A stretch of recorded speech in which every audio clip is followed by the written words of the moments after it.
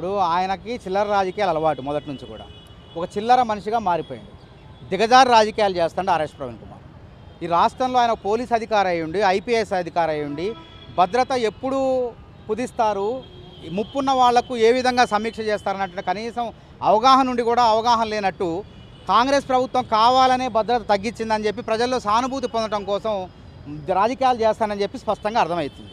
వాస్తవంగా ఈ రాష్ట్రంలో జూన్ 1వ తారీఖున 2026 సంవత్సరంలో మొన్న కేంద్ర భద్రతా సంస్థలు, నిఘా సంస్థలు, అదేవిధంగా రాష్ట్ర డీజీపీ, అదేవిధంగా పోలీస్ విభాగం, రాష్ట్ర భద్రతా నిఘా అంటే ఇంటెలిజెన్స్ విభాగాలు కూర్చొని భద్రత మీద ఎప్పటికప్పుడు ప్రతి సంవత్సరం కూడా సమీక్ష చేస్తాయి. ఆ సమీక్షలో భాగంగా మనమే కదా, కేంద్ర ప్రభుత్వమే కదా నక్సలైట్ల రహిత రాష్ట్రంగా పేర్కొన్నాం. నక్సలైట్ల రహిత రాష్ట్రంగా పేర్కొన్నప్పుడు ఆ నక్సలైట్లతో ముప్పు లేని వాళ్లకు భద్రత ఎందుకు ఒకసారి ఆలోచన చేయండి. ఆర్ఎస్ ప్రవీణ్ కుమార్కి ఎందుకు భద్రత కల్పించారు? గతంలో ఆయన వరంగల్, కరీంనగర్ ఆ ప్రాంతంలో నక్సలైట్లను అణిచివేసిండు, నక్సలైట్లను కొంతమందిని చంపేసిండు అని చెప్పేసి ఆయన మీద పెద్ద ఎత్తున ఆరోపణలు. అందుకే ఆయనకు భద్రతను కల్పించడం జరిగింది ప్రభుత్వాలు. కానీ ఈ పరిణామ క్రమంలో నక్సలైట్లు లేనప్పుడు భద్రత ఈయనకొక్కడికే కాదు, రాష్ట్రంలో మొత్తం 588 మందికి భద్రత కల్పిస్తుంటే అందులో 141 మందికి ముప్పు లేదు, వాళ్లకు భద్రత అవసరం లేదని చెప్పి నిఘా సంస్థలు చెప్తే కేంద్ర ప్రభుత్వం, రాష్ట్ర ప్రభుత్వం సూచనలకు అనుగుణంగా భద్రత అందరికీ తొలగించినట్లే ఈయనకు కూడా కుదించారు. ఇక దానికి ఈయన రాజకీయం చేస్తాడు. అదేవిధంగా ఈయనతో పాటు 88 మంది పోలీస్ అధికారులు ఇప్పుడు పదవిలో పనిచేస్తున్న వాళ్ళు, పదవీ విరమణ చేసిన వాళ్ళల్లో మొత్తం వాళ్ళకు కూడా భద్రతను కుదించారు. కొంతమందికి తీసివేశారు, 7 మందికి తీసివేశారు. మరి నష్టం లేనప్పుడు, ముప్పు లేనప్పుడు నువ్వు భద్రత ఎందుకు? సోక్ కోసమా? అంటే ప్రజల్లో నువ్వు హీరో అని చెప్పుకోవడం కోసం వెనక తుపాకీలు లేకపోతే నువ్వు నడవలేవా? అంటే నీ అంగరక్షకులు లేకపోతే నువ్వు పనిచేయలేవా? నువ్వు ప్రజల మనిషి అని చెప్పుకుంటున్నావు కదా. ప్రజల మనిషి అని చెప్పుకునే నీకు భద్రత అసలు ఎందుకు? అసలు భద్రత గురించి ప్రజల మనిషి అని చెప్పుకునే నువ్వు భద్రత గురించి మాట్లాడినావంటే ఇంతకన్నా చిల్లరగాడు ఇంకోటి లేడు. కాబట్టి తెలంగాణ సమాజం గమనించాల్సింది ఏంటంటే, ఇవాళ మహారాష్ట్ర గవర్నర్గా పనిచేసిన బీజేపీ నాయకుడు విద్యాసాగర్ రావు గారి యొక్క భద్రతను కూడా కుదించారు. రాజకీయ నాయకుల యొక్క భద్రతను కూడా కుదించారు. 41 మంది రాజకీయ నాయకుల యొక్క భద్రత కూడా అవసరం లేదని కొంతమందికి తీసివేశారు కూడా. కాబట్టి ఇలా ముఖ్యమంత్రి రేవంత్ రెడ్డి గారే నాకింత కాన్వాయ్ అవసరం లేదు, నాకు 3 బండ్ల కాన్వాయ్ చాలు అని చెప్పి ఆయనే భద్రత కుదించుకొని ముందుకు పోతుంటే నువ్వు ముఖ్యమంత్రి రేవంత్ రెడ్డి గారి కన్నా గొప్పడువా? చెప్పు, అసలు నీ దగ్గరికి ఎవడొస్తారు, అసలు నీ జోలికి ఎవడొస్తారు అసలు? కాబట్టి నీకు నువ్వు ఎక్కువగా ఊహించుకోకు, దీన్ని అడ్డు పెట్టుకొని రాజకీయం చేయొద్దు. ప్రజలు దీన్ని ఆర్ఎస్ ప్రవీణ్ కుమార్ మాయమాటలు నమ్మొద్దని చెప్పేసి ప్రజలందరూ కూడా తెలియజేస్తాను. ప్రభుత్వం చేసే తప్పులు చేసే దాన్ని ఖండిస్తూ మామూలుగా మనడు మాట్లాడి ఇవన్నీ ఎదిగి బయటకు తీసుకున్న ఉద్దేశంతోనే ఏదైతే నా గవర్నమెంట్ని తగ్గించారని చెప్తున్నాను. ఇప్పుడు ప్రభుత్వం, ముఖ్యమంత్రి రేవంత్ రెడ్డి గారి నేతృత్వంలోని ప్రభుత్వం తప్పులు చేయట్లేదు, అప్పులు చేయట్లేదు. అప్పుల నియంత్రణ చేస్తుందని నేను చెప్పిన మాట కాదు.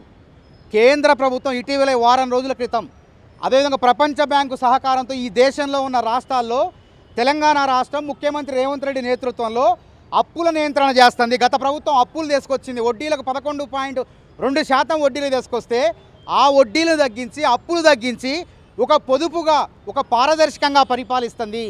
ఆర్థిక సూచీలో, అదేవిధంగా ఆరోగ్య సూచీలో తెలంగాణ రాష్ట్రం ప్రగతి పదంలో పయనిస్తుంది, ఆంధ్రప్రదేశ్ కన్నా ముందు ఉన్నది అని చెప్పేసి కేంద్ర ప్రభుత్వము, ప్రపంచ బ్యాంక్ చెబుతుంటే ఇంకెక్కడ ఏం జరుగుతుంది ఇక్కడ అసలు?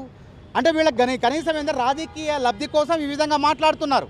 వీళ్ళు రాజకీయంగా లేరు. అందుకే బాల్క సుమన్ ఏం చేసిండు? రైతులు పిలిచినా రావట్లేదు, ప్రజలు ఎవరు వీళ్ళని దేకట్లేదు. కాబట్టి ఏం చేయాలా? విధ్వంసం చేసైనా సరే, రైల్వే లైన్లను కోసైనా సరే, సింగరేణి భవనాన్ని కాల్చైనా సరే ప్రజలు మన వైపు చూడాలి, సంచలనం చేయాలని చెప్పి కుట్ర రాజకీయాలు చేయబోయారు. అదేవిధంగా గురుకులాల్లో ఏమి అంత ప్రశాంతంగా ఉంది, ఇవాళ ప్రమాదాలు కూడా లేవు, పిల్లలు చక్కగా చదువుకుంటున్నారు, నాణ్యమైన భోజనం, నాణ్యమైన విద్య రేవంత్ రెడ్డి గారి పరిపాలన అందుతుంది.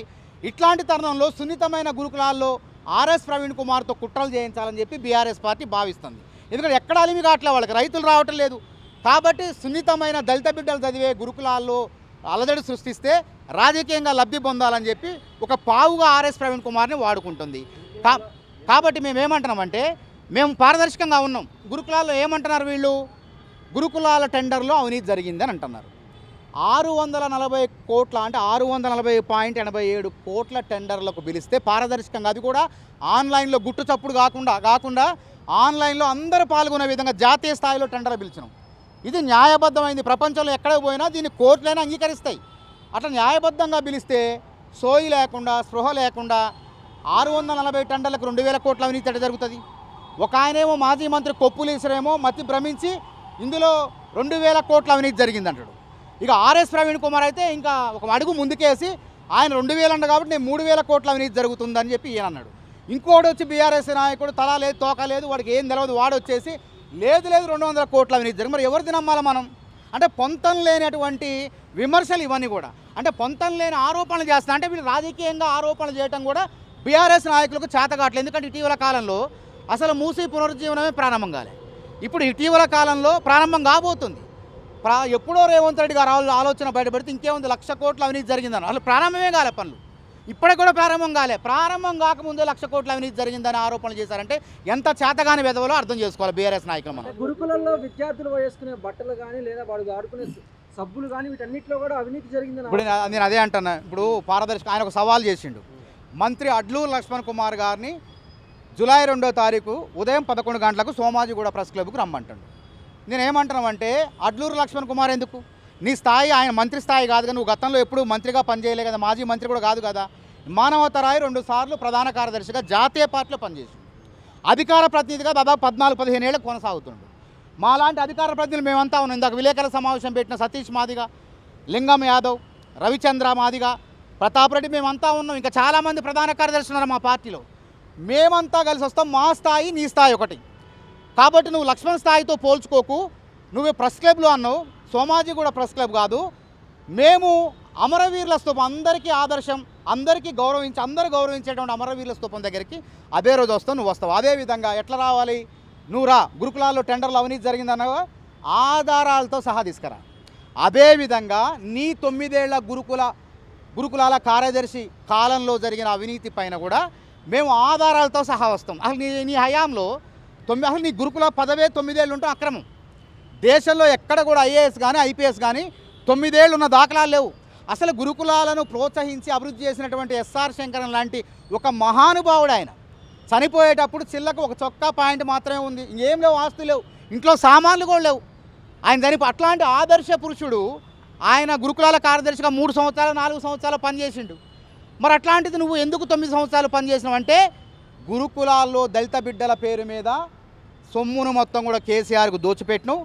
అందుకు ప్రతిఫలంగా నువ్వు లాభపడ్డావు. 9 ఏళ్ళు కార్యదర్శిగా ఉన్నావు. అంతేకాకుండా నీ బామ్మర్దో బావు మెతుకు ఆనంద్ వికారాబాద్ మాజీ ఎమ్మెల్యేకి కృతజ్ఞతాపూర్వకంగా టికెట్ ఇప్పించుకున్నావు. కాబట్టి మేము ఏమంటామంటే ఆ రోజు మేము ఏ ఆధారంతో వస్తామంటే ఎస్ఆర్ శంకరన్ ఏజెన్సీ ఎవరిది అసలు? అది ఆ ప్రమాణాలు లేని ఆ ఏజెన్సీకి నువ్వు ఎట్లా ఉద్యోగాలు అవుట్సోర్సింగ్ ఉద్యోగాల కాంట్రాక్ట్ను గురుకులాల్లో ఎట్లా ఇచ్చినావు నువ్వు? స్వేరో బ్యాంక్ అనేది ఒకటి ఉన్నది. స్వేరో బ్యాంక్ అంటే అసలు ఏంది? పూర్వ విద్యార్థులు విరాళాలు ఇచ్చారు, విదేశాల్లో ఉన్నటువంటి వాళ్ళు కూడా కోట్లాది రూపాయలు విరాళాలు ఇచ్చారు. ఆ స్వేరో బ్యాంక్ ఎడిపోయింది. దానిలో పెద్ద ఎత్తున మనీ లాండరింగ్ జరిగింది. దీనిపైన కూడా విచారణకు రా, మేము ఆ రోజు ఆధారాలతో సాగుతాం. అంతేకాకుండా ఈ అంశాలు ఆర్ఎస్ ప్రవీణ్ కుమార్ 9 సంవత్సరాల కాలంలో టెండర్ల ప్రక్రియ ఏ విధంగా జరిగిందంటే తన చెంచాగాళ్లకు, తను నమ్మిన బంట్లకు, అదేవిధంగా ప్రైవేట్ సైన్యానికి మాత్రమే గురుకులాల్లో కిరాణా దగ్గర నుంచి 93 రకాల వస్తువుల కాంట్రాక్టులు, తర్వాత పెయింటింగ్ కాంట్రాక్టులు, బూట్లు, యూనిఫామ్ కాంట్రాక్టులు కూడా అక్రమంగా దొడ్డిదారిలో జిల్లా స్థాయిలో ఆన్లైన్ లేకుండా దొడ్డిదారిలో కట్టబెట్టారు. దీనిపైన నువ్వు రా, దమ్ముంటే మేము ఆధారాలతో సమస్తాం. కాబట్టి ఎవరేందో ప్రజలకు అర్థమైపోద్ది. కాబట్టి దమ్ముంటే ఆ రోజు రండి, చూసుకుందాం, ఎవరేందో తెలిసిపోద్దని మేము సవాల్ విసురుతాను, సవాల్ స్వీకరిస్తాను. అంటే ఆర్ఎస్ ప్రవీణ్ ఏమంటుండంటే వ్యక్తిగతంగా తన భద్రత తగ్గించుకున్నా కూడా తను మాత్రం ఎప్పటికీ ప్రశ్నిస్తూనే ఉంటాను, కాంగ్రెస్ ప్రభుత్వంపై చేస్తూనే ఉంటాను దాడి అని చెప్తున్నాను. మేము ప్రశ్నించాలని మేము అంటున్నాం కదా. ప్రశ్నించాల్సినోడు ఫామ్ హౌస్లో పడుకోండు, కుంభకర్ణుడు లెక్క కేసీఆర్. అసెంబ్లీకే రాడు. అసెంబ్లీ అనేది దేవాలయం, పవిత్రమైన దేవాలయం లాంటిది అసెంబ్లీ. అసెంబ్లీకి వచ్చి నిర్మాణాత్మక ప్రతిపక్ష నాయకుడిగా మేము ఏమైనా తప్పులు చేస్తే మమ్మల్ని ప్రశ్నించండి కేసీఆర్ గారు, మా లోపాలను ఎత్తి చూపండి, మాకు సూచనలు ఇవ్వండి అని ముఖ్యమంత్రి రేవంత్ రెడ్డి గారు పదే మొత్తుకుంటున్నా ఆయన మొద్దు నిద్ర వదలట్లేదు, కుంభకర్ణుడు లెక్క నిద్రపోతాడు. ఈ రాష్ట్రంలో ఏదైనా కష్టం వస్తే ప్రతిపక్ష నాయకుడు స్పందించాలా వద్దా? వరదలు వచ్చినా రాడా, కష్టాలు వచ్చినా రాడా, కనీసం మాట్లాడా? మరి కృష్ణా గోదావరి జలాల్లో ఎవరు అన్యాయం చేశారు, తెలంగాణకు ద్రోహం చేశారు, చర్చకు అసెంబ్లీకి రమ్మంటే ఎవడు రాడా, పారిపోయా. కాబట్టి ఆర్ఎస్ ప్రవీణ్ కుమార్ మాటల్లో ఎవడు నమ్ముతారు? అసలు ఆర్ఎస్ ప్రవీణ్ కుమార్ నమ్ముతారా? అసలు ఆర్ఎస్ ప్రవీణ్ కుమార్ తయారు చేసిందే కేసీఆర్ అని. ఎందుకంటే 9 ఏళ్ళు కొనసాగించిండు, దోచిపెట్టిండు. ఈ అక్రమాలు సిబిఐ ఈడీలు దాడి చేస్తాయి, ఎందుకంటే కంట్రోలర్ అండ్ ఆడిటర్ జనరల్ కూడా అడిగింది కాంగ్రెస్ ప్రభుత్వాన్ని. ఆర్ఎస్ ప్రవీణ్ కుమార్ 9 ఏళ్ల కాలంలో అక్రమాలు జరిగిన కోడింగ్లో 4,60,11,991 కోట్ల రూపాయలు మరి ఖర్చు పెడితే 3 కోడింగ్ ప్రాంతాలని చెప్పి ఒకే ఒక దాంట్లో నిలిపి 2 కోడింగ్ పాఠశాల యొక్క డబ్బుల్ని ఆయన జేబులో వేసుకున్నాడు, కోట్లాది రూపాయలు కొల్లగొట్టిండు. ఇక్కడ అవకతవకలు జరిగినాయి. దీని సంగతి ఏందో లెక్కలు చెప్పన కంట్రోల్ అండ్ ఆడిటర్ జనరల్ అడిగితే మేము అవన్నీ తీస్తే ఈయన అవకతవకలు మొత్తం కూడా బయటపడ్డాయి. అదేవిధంగా ఆయన అవినీతి చేసినట్టు చెప్పి ఆధారాలు ఉన్నాయంట కదా, మరి ఎందుకు ఎంక్వైరీ విచారణ చేస్తే అదే అంటాం కదా, ఇప్పటిదాకా చేయలే. విలేకరుల సమావేశంలో మాట్లాడుతూ ఆయన కూడా ఏమంటాడు, అవినీతి జరిగింది అంటాడు. ఫిర్యాదు చేయి మరి. రాష్ట్ర ప్రభుత్వంలో సిబిసిఐడి ఉన్నది, ఏసీబీ ఉన్నది, విజిలెన్స్ ఉన్నది, ఫిర్యాదు చేయి మరి. నువ్వు ఫిర్యాదు చేయట్లేదు. అందుకే మేము ఏం చేస్తున్నామంటే రేపు ఫిర్యాదు చేస్తాం. రేపు ఫిర్యాదులు చేసి సిబిఐకి, ఈడీకి, ఎందుకంటే మనీ లాండరింగ్ ఉంది కదా ఇందులో. ఈడీ ఎందుకు అంటున్నామంటే స్వేరో బ్యాంక్ అని మీ అందరికీ తెలుసు. ఆ స్వేరో బ్యాంకు పెట్టాలంటే రిజర్వ్ బ్యాంక్ అనుమతి ప్రకారం 100 కోట్లు ఉండాలి. మరి 100 కోట్లు లేదు, నువ్వు బ్యాంకు పెట్టినవా? మరి చందాలు వసూలు చేసినావు కదా, విరాళాలు సేకరించడం ఇది నేరం కూడా, చట్ట ప్రకారం నేరం.